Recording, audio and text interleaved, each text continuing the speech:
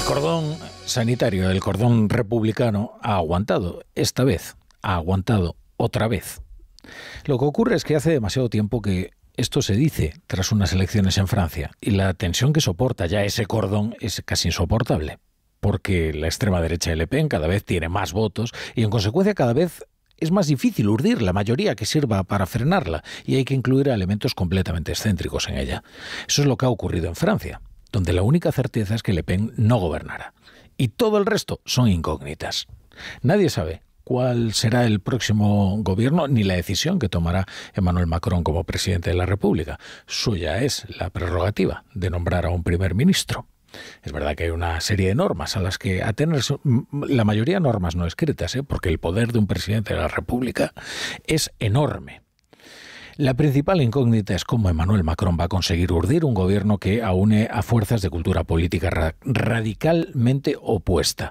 Y digo radicalmente porque esa mayoría ha de integrar desde un socialdemócrata convencional, como el moderado Raphael Glucksmann, hasta un antisistema como Jean-Luc Mélenchon, de políticas radicales, completamente enfrentado a Emmanuel Macron, de política económica rupturista, de un antisemitismo verdaderamente exacerbado, tan eurófobo como Le Pen, aún más proteccionista que ella, y que puede convertir la experiencia de este gobierno en una tortura. Y si eso ocurre, ¿qué pasará en las próximas elecciones presidenciales? Emmanuel Macron confió una vez más en que el Frente Republicano contendría la subida de la extrema derecha. Una vez más, así ha sido. Y aunque cada vez es un proceso más agónico, hay quien le elogia la pericia táctica. Pero en cuanto al problema estratégico, ahí sigue. Porque el verdadero desafío es ahora formar un gobierno capaz de recuperar la confianza de los franceses.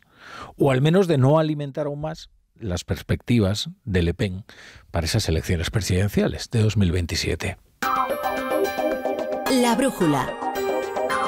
Con La Torre. Bienvenidos a La Brújula, si se incorporan a esta hora a la sintonía de Onda Cero. Miren, el ejemplo más ilustrativo de lo que ha ocurrido en estas elecciones legislativas en Francia la ofrece una tribuna del historiador Benoît Pelisandri, que hoy publica El Mundo. Cuenta, en Normandía, la ex primera ministra Elisabeth Borne, que fue el artífice de la muy impopular reforma de las pensiones, ha conseguido la reelección. Es decir, que los electores de izquierda la han votado masivamente para frenar a su competidor de ultraderecha. ¿Se acuerdan de Elisabeth Borne, contra la que se movilizaron de manera fiera también la extrema derecha, pero particularmente la extrema izquierda de la Francia insumisa de Mélenchon, por subir la edad de jubilación de los 62 a los 64 años? Pues tan extravagante se antoja la posible mayoría que arroje la Asamblea Legislativa francesa. Le Pen ha conseguido federar a todos sus enemigos. El problema ahora es si de esa unión basada únicamente en la enemistad puede surgir un gobierno operativo. Por de pronto, Emmanuel Macron le ha pedido algo de tiempo a su primer ministro Gabriel Attal, porque necesita tiempo y porque no está claro que pueda llenarse el vacío de poder que resultaría del cese inmediato de su jovencísimo primer ministro.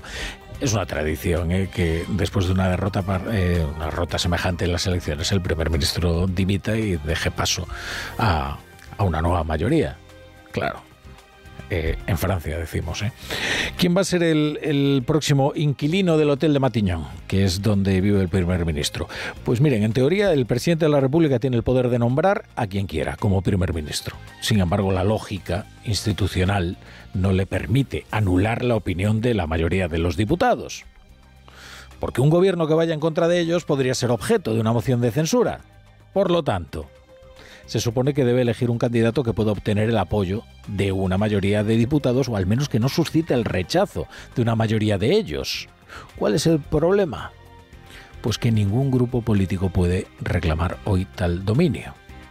El primer grupo, el nuevo Frente Popular, solo cuenta con 182. Y allí conviven culturas políticas difícilmente conciliables. Nadie en sus cabales considera que Mélenchon sea una alternativa deseable. Pero Mélenchon puede hacer mucho daño al nuevo primer ministro y desde luego su desafío ya lo ha planteado. Estamos preparados para gobernar, estamos preparados para aplicar nuestro programa. Mañana pediremos la anulación inmediata de la orden de la decisión de continuidad adoptada por Emmanuel Macron. Este es Manuel Bompard, que es el coordinador de la Francia Insumisa de Mélenchon, que quizás convendría deshacer un equívoco. La euforia del Frente Popular puede haberlo difuminado, pero la extrema derecha de Marine Le Pen ha obtenido un gran resultado. Ha crecido mucho en votos, ha crecido mucho en representación, y eso significa más recursos financieros y más recursos políticos para emprender la carrera hacia las presidenciales de 2027. Y el gobierno que puede surgir en Francia lo que puede es terminar de arruinar el crédito escaso que le queda ya al sistema de la Quinta República, que nació con Charles de Gaulle. Y de hecho estaba moldeado a la medida de Charles de Gaulle. Francia encadena toda una serie de gobiernos catastróficos y de presidencias catastróficas. Algunas de ellas terminaron además en el banquillo. No todos los sistemas son perfectos. ¿Qué le vamos a hacer? Hay gente que impugna aquí una monarquía parlamentaria que sin embargo nos ha dotado de una gran estabilidad. Ya ven ustedes. Todo lo que ocurre en Francia, y estas elecciones legislativas desde luego no son una excepción, tiene sus efectos en España, donde Le Pen tiene un aliado principal, que es Vox. De hecho, ambas formaciones han tomado una decisión, y es una decisión arriesgada, que es arriesgada pero perfectamente coherente con sus programas ideológicos, que es integrarse en el Europarlamento en los patriotas de Víctor Orbán.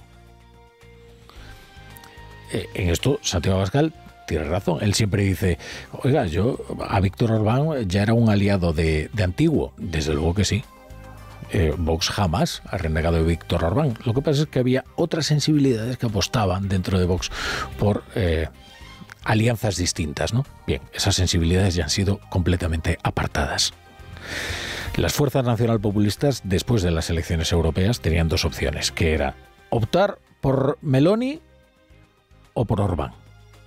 Los orígenes de Giorgia Meloni es el posfascismo italiano, de hecho mantiene sus símbolos, pero ahora está por utilizar el término italiano en un ayornamiento hacia un europeísmo y una cierta normalización del discurso, y la verdad es que en Bruselas hay muchas fuerzas moderadas que se prestan a facilitarle el tránsito, porque quieren seducirla y atraerla, digamos, hacia la política institucional.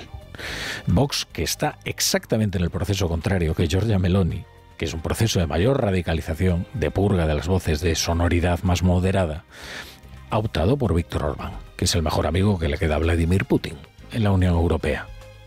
Tras tomar esa decisión, tras consumar la deriva magiar, la primera decisión doméstica que ha tomado Vox es iniciar una guerra con el PP, a cuenta de la inmigración.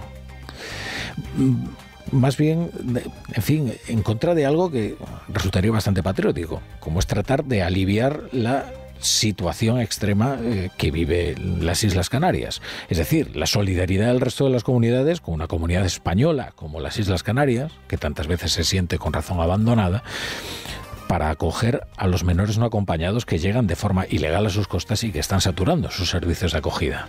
Un aviso a los gobiernos regionales. Se considerarán rotos, porque no quedará otro remedio, todos los gobiernos regionales que no utilicen todos los medios políticos y legales para evitar la distribución de menas por nuestras calles, por nuestros pueblos y por nuestras ciudades.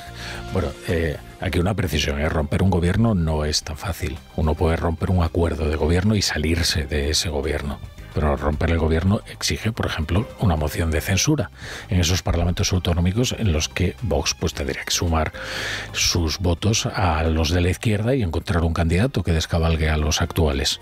Así que Abascal no puede romper ningún gobierno regional. Lo que puede hacer es abandonar aquellos en los que está incluido Vox, que probablemente será una medida más traumática para Vox que para el Partido Popular. En cualquier caso, hoy mismo Feijóo ha respondido desde Barcelona que los gobiernos autonómicos del PP van a ponerse a disposición de Canarias para el reparto de inmigrantes. Así que ignora la amenaza de Abascal y veremos si esto tiene alguna consecuencia para la estabilidad de los gobiernos que comparten. Le aseguro es que la práctica que hemos tenido durante muchos años en España es ser solidario en la recepción de menores siempre que tengamos capacidad en las comunidades autónomas para recibirles, para tratarles y para cuidarles. Nadie puede dar lo que no tiene. Y algo más, ¿De qué habrán hablado en Waterloo, en ese cónclave de procesistas, de nacionalistas, independentistas catalanes? Pues no se sabe, pero a las pocas horas Esquerra hacía un anuncio, desde luego inédito desde que comenzaron las negociaciones, que es, decir que probablemente terminen invistiendo a Salvador Illa. Que las negociaciones para investir al candidato de los socialistas catalanes como presidente de la Generalitat avanzan a buen ritmo. Esta, desde luego, no es una buena noticia para Carles Puigdemont, que sí ha recibido una buena noticia en estas horas recientes, una buena noticia de la justicia, después de que la Audiencia Nacional invalidara todo lo investigado en el caso Tsunami desde julio de 2021, porque el tribunal considera que se prorrogó la instrucción fuera de plazo y que todo lo acordado desde entonces, incluida la petición de imputar a Carles Puigdemont por parte del juez García Castellón, tiene que quedar anulado. Por lo tanto, se acabó uno de los principales obstáculos para el regreso de Carles Puigdemont, limpio de polvo y paja su historial gracias a la amnistía, ya ha desaparecido, que son los presuntos delitos de terrorismo de los que estaba siendo acusado. Y ahora queda todo en manos del Supremo y del delito de malversación que cometió Carles Puigdemont. En Onda Cero, La Brújula, Rafa La Torre.